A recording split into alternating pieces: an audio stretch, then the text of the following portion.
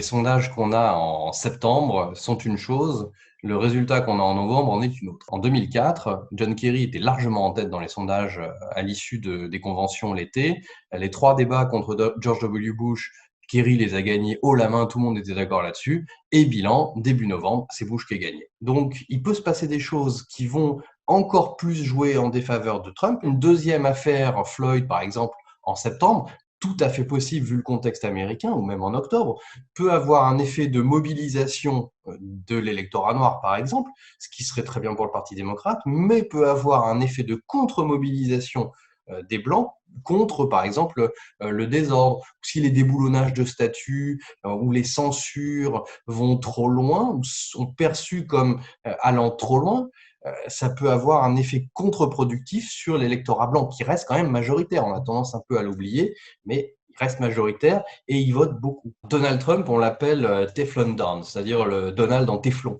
C'est-à-dire que, comme sur une bonne poêle, ça passe dessus, ou comme sur les plumes d'un canard, ça passe et ça ne casse pas. La roche-mère de son électorat, ce sont des gens qui considèrent que tout ça n'est pas grave, que tout ça est ourdi par les démocrates et que bon, finalement, il vaut mieux voter Trump malgré tout. Les gens sont pas dupes, hein. Même l'électorat de Trump voudrait qu'il tweete quand même peut-être un peu moins. Mais vu ce qu'il y a en face, pour eux, c'est un moindre mal. Dans un camp comme dans l'autre, on vote beaucoup plus contre l'adversaire que pour son candidat. Du côté des républicains, c'est également un enthousiasme plus fort pour Trump que l'enthousiasme des démocrates pour Biden. Le vote Biden est véritablement un vote contre Trump. Biden a des qualités, c'est-à-dire que c'est un pragmatique, c'est un centriste, il n'est pas dangereux, il fait peur à personne, alors que Sanders faisait peur. Mais Sanders, à l'inverse, comme il est plus radical, il mobilisait plus, notamment les jeunes. En tout cas, c'est ce qu'on pensait. Il mobilisait beaucoup sur Twitter. Dans les urnes, ça a quand même été autre chose. On a une multiplication de sondages en ce moment, et il faut distinguer deux choses. Les sondages nationaux, dont on se fiche éperdument. Ils donnent une tendance à un moment, tout le monde les commente, et en fait, aucun intérêt.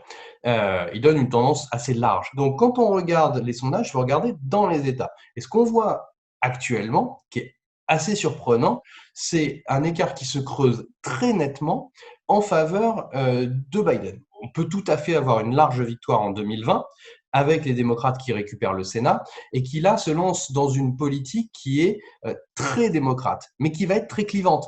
Et là, ce qui va se passer, ça s'est déjà passé en 94, ça s'est déjà passé en 2010, c'est une victoire démocrate, une sorte de triomphe démocrate, et l'élection de mi-mandat qui suit, une catastrophe pour les démocrates, un raz-de-marée républicain, et finalement un président ici Biden, qui va être complètement neutralisé par un Congrès revanchard et hostile qui va garder la main, comme ça a été le cas en 2010, jusqu'à maintenant. Donc il va falloir faire attention à la gestion d'une éventuelle victoire côté démocrate.